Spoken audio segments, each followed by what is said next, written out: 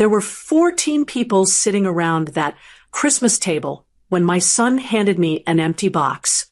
Not an overlooked gift, not a mix-up. A box with a red bow on top, my name written on the tag in my daughter-in-law Jennifer's handwriting, and nothing inside. I know it was nothing because I lifted the lid in front of all of them. I saw the bottom of the box, white cardboard, bare, not even tissue paper. And for about 3 seconds, the whole room went quiet in that particular way. Rooms go quiet when something has happened that everyone recognizes but no one wants to name. My son Archie, 51 years old, sat at the head of the table his father used to sit at, and he didn't say a word. Jennifer, sitting across from me, smiled. Not a warm smile, the kind of smile that knows exactly what it's doing. Archie's mother-in-law, Donna, got a pearl bracelet. Her husband, Roger, got a craftsman tool set. The grandkids tore into piles of wrapped gifts. My 8-year-old granddaughter, Cora, still in her Christmas pajamas, looked over at my empty box and asked out loud in her small, honest voice, "Grandma, why is your box empty?" Nobody answered her. I set the box down on the table in front of me. I folded my hands.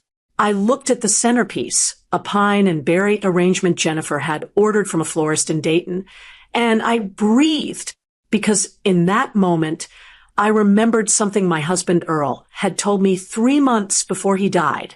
He'd taken my hand across the kitchen table, the same table we'd sat at for 41 years, and he'd said, "Lindsay, I need you to promise me something. If the day ever comes when you feel like you have nothing left, call David Hargrove. He has something for me."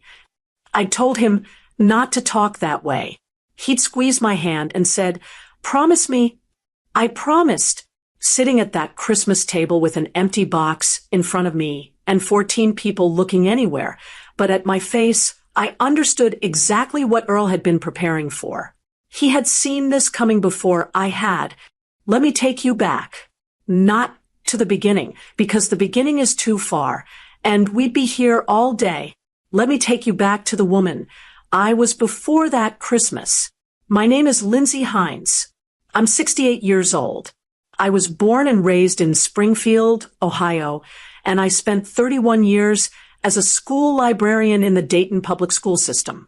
I know the Dewey Decimal System by heart. I know how to help a child find a book that will change their life. I know patience and I know quiet, and I know how to sit still when the world is loud. Earl Hines and I met at a church potluck in 1981. He was 28. I was 25. He brought a green bean casserole that was honestly terrible, and he knew it was terrible, and he laughed about it before I even tasted it. I married him 11 months later. Earl worked for the same insurance company, Midwest Fidelity, for 35 years. He was a claims adjuster. Not glamorous work, careful work, detail work. Earl was the kind of man who read the fine print on everything, not because he was suspicious, but because he believed that the fine print was where the truth lived. We had one child, Archie, born in 1973. He was a good boy, quiet like his father, stubborn like me. He did well in school, studied business at Ohio State, and got a job managing operations for a regional logistics company. Steady work, good salary. We were proud. He met Jennifer at 34. She was 31. She was sharp, organized, and confident in a way that filled any room she walked into. At the time, I called it presence. I admired it, honestly. I told Earl on the drive home from their first dinner together, "She's going to keep him on his toes." Earl had nodded slowly, the way he did when he was thinking more than he was saying. They married in 2009. The wedding was beautiful. I cried at the altar. Jennifer's mother, Donna, hugged me and said, "We're family now." I believed her. The first few years were fine. We had Sunday dinners. We went to Archie and Jennifer's home for holidays. Earl and Archie watched football. Jennifer and I talked gardens. We were not a close family in the way some families are, the kind that calls every day, that drops by unannounced, that shares everything. But we were steady, respectful, present. Then Earl got sick. He was diagnosed with congestive heart failure in the spring of 2020. We thought we had more time than we did. The doctors said years. It turned out to be 22 months. I am not going to dwell on losing Earl, because this story isn't about grief. But I will tell you this. When Earl was sick, Jennifer ran things. She organized the medical appointments. She communicated with the doctors. She managed the calendar of who visited and when. At the time, I was exhausted and scared, and I was grateful. I told her so. What I didn't see, what I didn't let myself see, was that Jennifer had learned something during those 22 months. She had learned how this family worked when Lindsay wasn't watching. Earl died on a Tuesday in March of 2022. He died at home, in our bedroom, with his hand in mine. It was as peaceful as death can be, which isn't very peaceful, but it was his. The first thing Jennifer did, the very first thing, before the obituary was written, was call Archie into the kitchen and close the door. I was in the living room with Earl's sister Carol. I didn't hear what they said, but within the week, Jennifer had appointed herself the person who handled arrangements, funeral arrangements, legal arrangements, communication with Earl's attorney. She told me, "You shouldn't have to deal with all of this right now, Mom. Let us handle it." I was 66 years old, numb with grief, and I let her. That was my mistake. Over the next several months, small things shifted. Holiday planning moved from my house to theirs. Archie stopped calling me on Sunday evenings the way he had for years. When I called him, he picked up, but the calls got shorter. When I mentioned visiting, Jennifer would say they had a lot going on, maybe in a couple weeks. A couple weeks became a month. A month became longer. I told myself it was the season of grief. Families pull apart when someone dies. It takes time to find a new rhythm. I gave it time. But the thing I noticed, the thing I couldn't explain away, was how Jennifer spoke to me. It was never rude. That's important to understand. Jennifer was never openly unkind. It was more of a tone. The tone you use with a person who doesn't quite understand things anymore. Gentle, patient, slightly simplified. She started making decisions and telling me about them afterward. They were going to spend Thanksgiving at Donna and Roger's. She was letting me know. They were planning a family vacation to Myrtle Beach in June. Just the four of them. She was letting me know. Archie's company Christmas party was on the same night as my library retirement dinner. They'd try to make it work. She was letting me know. Every statement ended the same way. She was letting me know.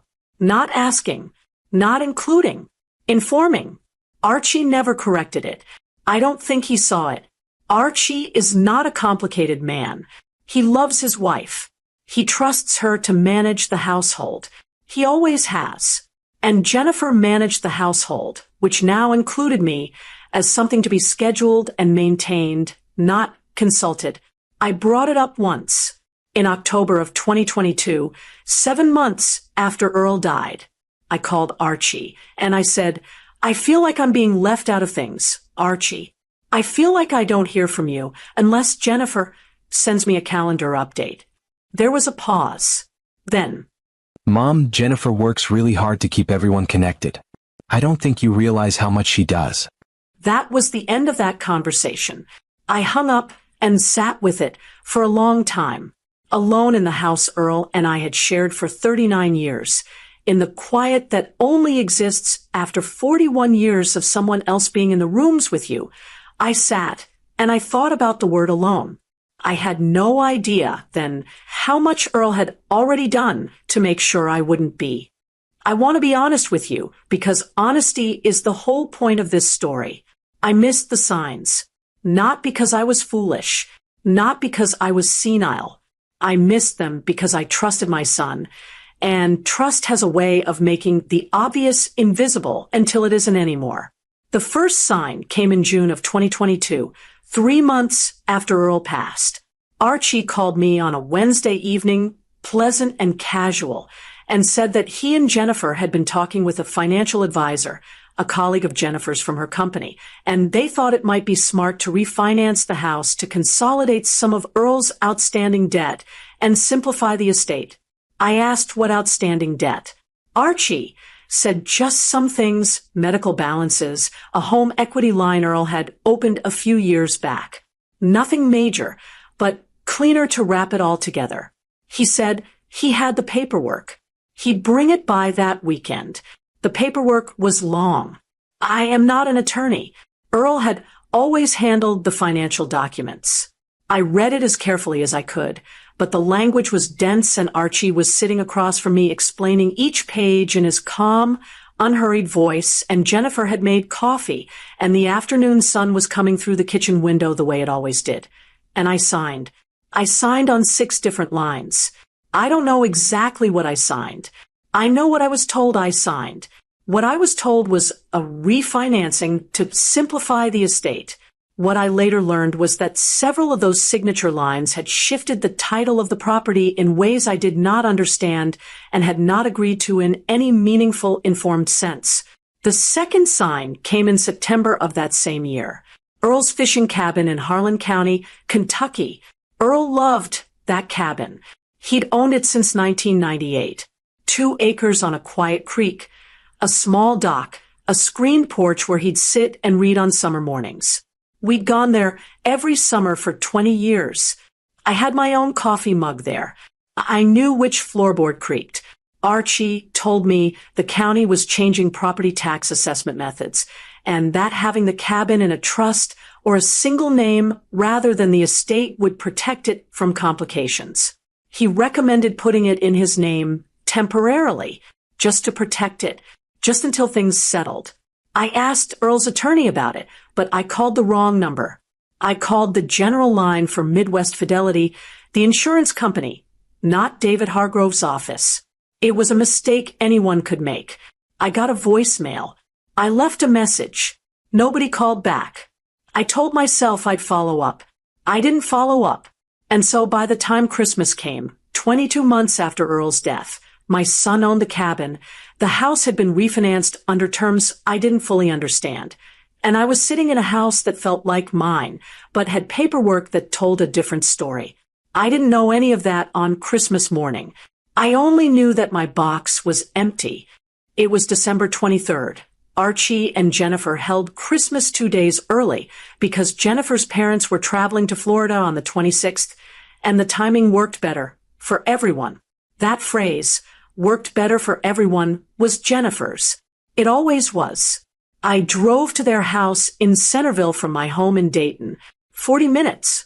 I brought a 7-layer salad and 2 pies, pecan and apple, because that's what I've brought to Christmas for 40 years, and I saw no reason to change. I wore my red cardigan, the one with the pearl buttons Earl gave me the Christmas before he got sick. Donna and Roger were already there when I arrived. Their coats were on the hall bench. Their voices were coming from the living room, warm and comfortable, the voices of people who had been expected. Jennifer met me at the door. She was in a green dress, hair done, earrings I hadn't seen before. She took my pies and said, "Oh, Lindsay, you didn't have to bring all this," in a voice that made clear she found it slightly excessive. I smiled and said, "I always bring pie." She smiled back. The living room had a tree that touched the ceiling. Gifts were stacked underneath, color-coded with ribbon, blue for Archie's in-laws, red for the grandchildren, gold for Archie and Jennifer themselves. I looked for my color. There wasn't one. My gift was set apart on the side table, near the lamp. 1 box, red bow, smaller than I expected. The grandchildren, Cora, 8, and her older brother Tyler, 11, were chasing the dog through the hallway. Archie was at the kitchen counter opening a bottle of something. He waved when he saw me. He didn't come to hug me until I walked to him first. We ate. The food was good. Jennifer is an organized cook. Everything timed and plated properly. I complimented the sweet potatoes. Donna told a story about their trip to Hilton Head. Roger asked Tyler about football. The meal was pleasant in the way that meals are pleasant when everyone is performing pleasantness. Then Jennifer said it was time for gifts. Donna opened her pearl bracelet and teared up. Roger held up the tool set and said it was exactly what he needed. The grandchildren shrieked over their things. Tyler got new gaming equipment. Cora got a craft kit the size of a small suitcase. Archie handed me the box. I remember the weight of it. Light. Too light. The way it moved when I tilted it, nothing shifted inside. But I told myself not to assume. I told myself maybe it was something small. A gift card in an envelope. A piece of jewelry in a tiny pouch. I lifted the lid. White cardboard. Empty. I looked up at Archie. His eyes went to the window. Jennifer said, brightly, like she'd prepared the words, We wanted to do something really meaningful for you, Mom. We're putting together a memory book, photos of you and Earl family milestones, but we wanted to present the box now so you'd know it was coming. I looked at her. She held my gaze. Calm. Practiced. The memory book would never arrive. I knew it in the way, certain things in your body, before your mind has finished processing them. There was no memory book. There was a box, and it was empty, and that was the point. Cora was the only honest person in the room. She looked over at me with her big, solemn eyes and said, Grandma, why is your box empty? And the room did not answer her. I set the lid back on the box. I folded my hands on top of it. I said, It's lovely, Jennifer. Thank you. I held that posture for the rest of the afternoon. I left at 4 p.m., earlier than usual. I said I was tired. Jennifer hugged me at the door, perfunctory, her arms going around me briefly before releasing. Archie walked me to the car. He said, Drive safe, Mom. Roads might be icy. I said I would be careful. He went back inside before I'd started the engine. I drove home on roads that were not icy at all in the long December dark, with an empty box in my passenger seat. And somewhere on Route 35, I said out loud to no one, to Earl, maybe to the empty car, to myself, Earl, I think it's time. I had nothing left to wait for. The box had made that clear. I called David Hargrove the morning of December 24th. I had his number written in Earl's handwriting on an index card tucked in the back of the household address book. Earl had put it there himself.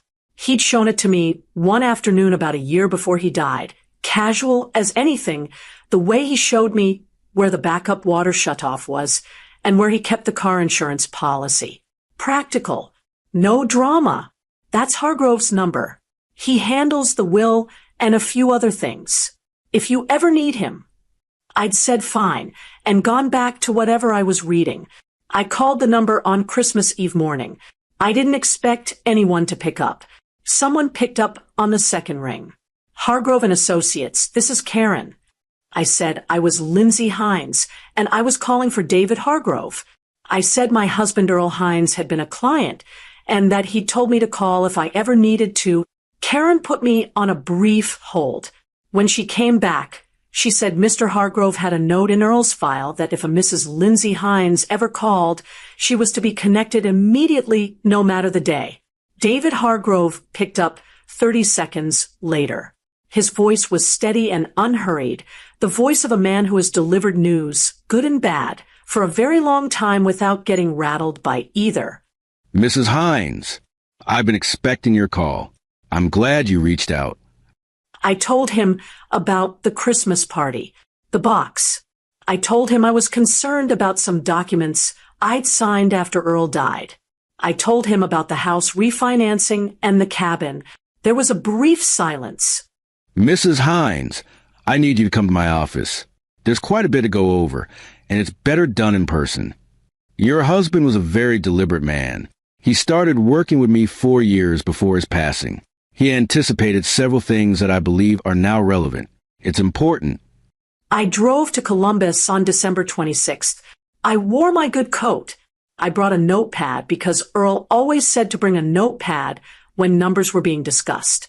David Hargrove's office was on the 4th floor of a building on North High Street near the Ohio State campus. He was in his late 60s, with reading glasses on a chain and a firm, dry handshake. His office had bookshelves on every wall and a window that looked out over a parking garage, which somehow made it feel more trustworthy than a view would have. He sat across from me and opened a file that was considerably thicker than I expected. Earl came to me in the spring of 2018, he said. He said he wanted to make sure that if anything happened to him, you would be fully protected, financially, legally, and in terms of your housing. He was concerned about Archie, or more specifically, about the influence of certain individuals around Archie. He wasn't angry. He wasn't dramatic about it. He said it was a pattern he'd observed over several years, and that he wanted to be prepared rather than reactive. Earl had been watching, quietly, carefully, the way he read the fine print on everything. He had been watching, and then he had acted. I want you to understand who Earl Hines was, because what he built for me didn't come from wealth or power or legal sophistication. It came from a man who spent 35 years reading the fine print, a man who paid attention, a man who loved his wife in the quietest, most permanent way, not with declarations, but with preparation. This is what Earl had done. In 2018, he established what David Hargrove called a revocable living trust. He transferred the family home into that trust, not into Archie's name, not into a joint account, into a trust that I was the sole beneficiary of, and that Archie had no legal access to without my consent. When Archie brought me those refinancing papers in June of 2022, he had either not known the house was in a trust, or he had hoped I didn't know. David Hargrove reviewed the documents I'd signed. 2 of the signature lines were invalid because they required a trustee signature, not simply an owner's signature. The refinancing in its current form was not legally binding. The house was still mine. The cabin in Kentucky, Earl had handled that in 2019. He had placed it in the trust as well, with explicit language stating it could not be transferred to any family member without Lindsay Hines's written consent, witnessed by an attorney. Whatever Archie had filed in Harlan County was done without legal authority over that property.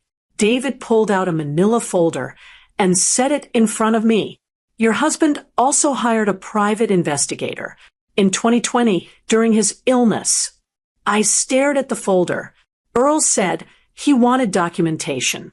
He wasn't planning to use it against anyone. He said he wanted it to exist in case it was ever needed. He said, if I'm wrong about everything, the file sits in a drawer. If I'm right, Lindsay will need it. The file contained records going back to 2019. Timestamps on financial account logins that didn't match my location or Earl's, copies of correspondence, records of calls made from our home landline to Donna and Rogers, numbered during the hours Earl was at his cardiologist, calls made while I was supposedly alone in the house, but that I had not made. There was also a letter. David handed it to me in a sealed envelope with my name on it in Earl's handwriting. I didn't open it in the office. I put it in my purse, thanked David Hargrove, and walked down 4 flights of stairs instead of taking the elevator because I needed the time. I opened the letter in my car. It was 2 pages, handwritten. I'm not going to read you every word because some words belong only to me, but I'll tell you what he said. He said he was sorry he couldn't stay longer. He said he had watched for several years as someone worked to make me smaller, and that he had not said more because he didn't want to force me to choose between my husband's perception and my own loyalty to my son. He said that he hoped he was wrong about everything, and that if I never needed to make that call to David Hargrove, he would be glad of it. And then he wrote, But if you're reading this in the hard way, Linz, I want you to know that you are taken care of. Everything we built together is still yours. I made sure of it. You spent 41 years making sure I was never cold, never hungry, never without someone to come home to. It was the least I could do. At the bottom of the second page, in letters he'd pressed hard enough that I could feel them with my thumb, you were the best thing in my life. Don't let anyone tell you otherwise. Not even Archie. Not even me from the grave. You know your own worth. Act like it. I sat in that parking garage on North High Street, and I cried for 20 minutes. Not from grief. Not from anger. From something that doesn't have a clean name. The feeling of being caught by someone who is no longer there to hold you. And then I dried my face, started the car, and drove back to Dayton. There was also one more thing. The thing I hadn't known about at all. For 15 years, Earl had made small, consistent deposits into a separate account. Not large amounts. $50 here, $100 there, the occasional windfall from a work bonus or a tax refund. He had never mentioned it. It had grown, with interest and time, to just over $94,000. The account was in my name only, had always been in my name only, and had never been accessible to anyone else. Earl hadn't told me, because he was afraid I'd tell Archie. Not out of malice, because I trusted Archie completely and had no reason not to. Earl knew that. He also knew that trust in the wrong hands becomes a door left unlocked. He left it locked. For me, David Hargrove sent the formal trust documentation to Archie on the 2nd of January. It was a certified letter, return receipt required. David told me later that it was signed for by Jennifer. Archie called me that same evening. I let the phone ring twice before I picked up. Not to be cruel, I just needed 2 rings to decide what kind of conversation I was going to have. I decided on the honest one. Mom. His voice was different than I'd heard it in a long time. Tight. Off balance. Hi, Archie. We got a letter from an attorney. I know. A pause. Did you hire someone to? No. Your father hired someone. For years ago. He just made sure I knew where to find him. A longer pause. I heard him exhale. I heard the background noise of his house, the television somewhere, a cabinet closing. Jennifer was there. I knew she was there. Mom, there are things I need to explain about the paperwork we had you sign. Archie. I kept my voice level. Not cold, not sharp. Level. I don't need you to explain the paperwork. David Hargrove explained the paperwork. What I need you to tell me is whether you knew those signature lines were invalid when you put them in front of me. Silence. Archie. I'm not sure I understood all of it. That was not a denial. I breathed. I thought of Earl's letter. You know your own worth. Act like it. Here's what I'm going to tell you, I said. I'm not going to go back and forth with you about who understood what. I'm not going to get a lawyer involved unless something forces me to. But I am going to say this once, clearly, so there's no confusion. I am your mother. I am not a problem to be managed. I am not an inconvenience that needs to be worked around. I am not someone who can be handed an empty box in front of 14 people and expected to smile about it. I loved your father for 41 years, and I built a life with him, and I am not going to spend whatever years I have left being made to feel like I'm imposing on my own family. If you want a relationship with me, a real one, it starts with you telling me the truth. Not today. I'm not asking for it today because I don't think you're ready, and I know I'm not ready to hear it without being angry. But when you are, I'm here. I'll pick up. He said, Mom, I love you, Archie. I said, that's not in question. Good night. I hung up. Jennifer did not call. I hadn't expected her to. What I hadn't expected was the call I got 3 days later from Cora. My 8-year-old granddaughter called me from Archie's landline on a Saturday afternoon. I recognized the number and answered immediately, wondering if something was wrong. "Grandma? Hi, baby. Are you okay?" "Yeah, I just wanted to call you. You called all by yourself?" Dad showed me how to use the phone for real calls, not just FaceTime. A pause. "Grandma, I've been thinking about your box. The one that was empty at Christmas." I gripped the phone. I asked Daddy why it was empty, and he said it was complicated. But I don't think it should be complicated. If you love someone, you put something in the box. I had to set the phone against my chest for a moment and breathe. "You're right," I said when I could speak. "You're absolutely right. If I had a box to give you," Cora said, "it would be full.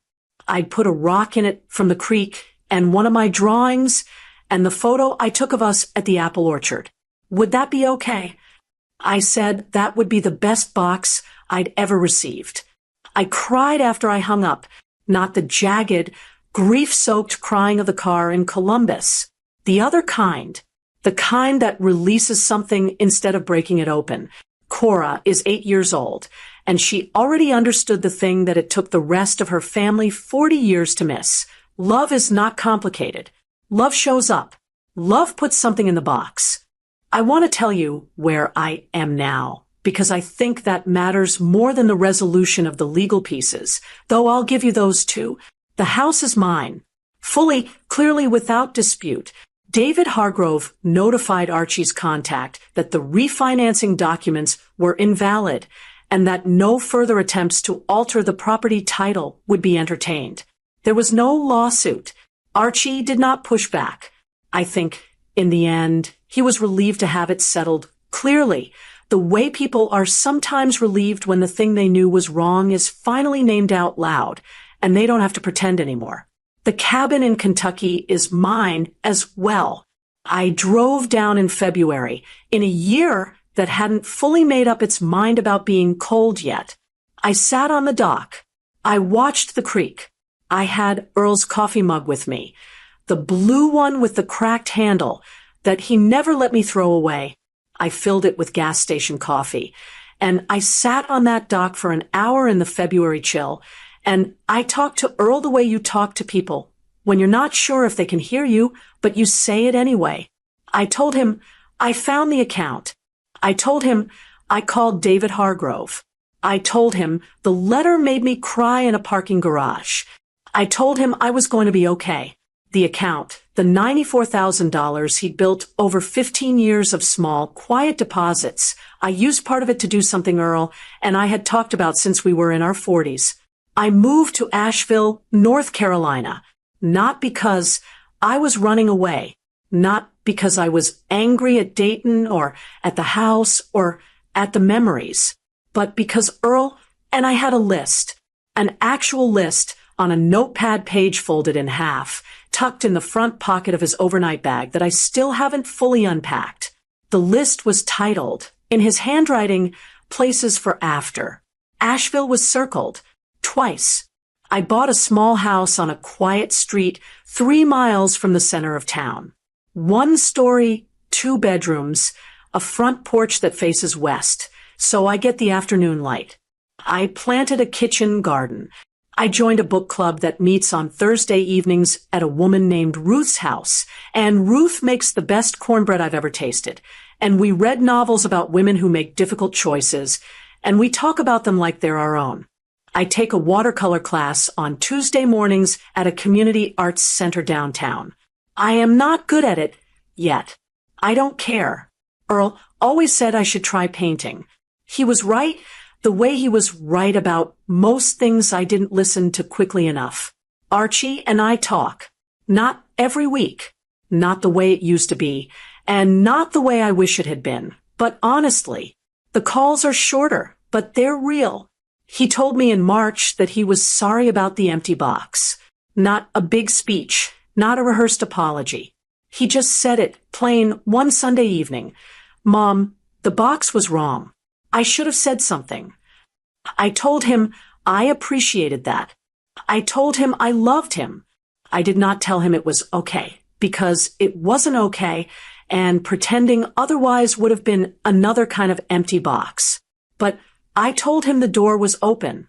I told him Cora could call me anytime she wanted, for any reason, from a real phone or FaceTime or a handwritten letter, however she chose. Cora sent me a drawing in February, a woman standing in a garden with flowers that were much larger than the woman, which is exactly how a garden should feel, I think. She labeled it, in her careful second-grade printing, Grandma's House. It is on my refrigerator. It will be there until the day I die. Jennifer has not called. That is also an answer.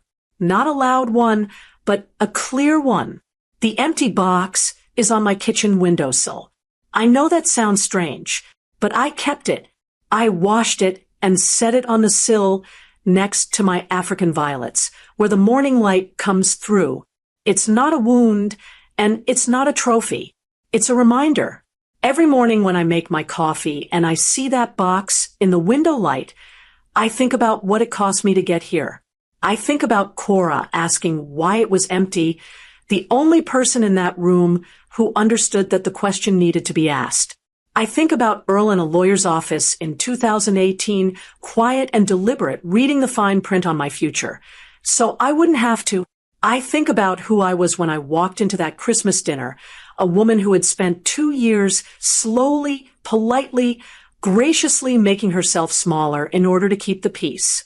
And I think about who I am now, a woman with a deed in her own name, a view of the western sky, Earl's coffee mug by the sink, and 94,000 proofs that someone loved her enough to plan ahead. I'm not telling you this story, so you'll be angry at Archie, or at Jennifer. I'm telling you this story because I know some of you have been sitting at your own table with your own empty box. Maybe it wasn't wrapped with a red bow. Maybe it was a holiday where your phone didn't ring. A family photo you weren't included in.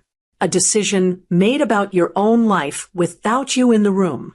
A conversation that started with "we thought it would be easier if," and ended with your needs being quietly removed from the equation. If that's you, I want you to hear this. You are not imagining it. You are not being difficult. You are not being unreasonable by expecting to be treated with the same basic dignity you have spent your whole life offering to everyone else. The women who love us, who truly, quietly, permanently love us, they don't always wear their love loudly. Sometimes they sign paperwork in a lawyer's office and keep a file in a drawer and make small deposits over 15 years and write us letters they hope we'll never need. Sometimes love looks like preparation. Sometimes it looks like a brass key pressed into your palm at the right moment. Sometimes it looks like 4 words in a card with no return address. I should have known. Earl Hines was not a perfect man, but he paid attention. He did the one thing that mattered. He refused to leave me unprotected. And Cora, 8 years old, Christmas pajamas, completely unbothered by the pretense in that room, said the truest thing anyone said that day. If you love someone, you put something in the box. I am 68 years old, and I am building the second half of my life in a small house in Asheville with a kitchen garden and a watercolor class and a book club and a granddaughter who draws flowers bigger than people. Earl gave me the ground to stand on. I'm the one deciding what to build on it. And if nobody has told you today that you still have ground to stand on, now you know. That was my story, and I'd like to hear yours. If you've ever been handed an empty box by a child, a spouse, a sibling, anyone who should have known better, leave it in the comments. I read every single one, and you deserve to be heard. If this story felt familiar, share it with someone you think needs it today. Sometimes the right words at the right time change how a person sees the next chapter of their own life. And if you want to hear more, click the next video on your screen.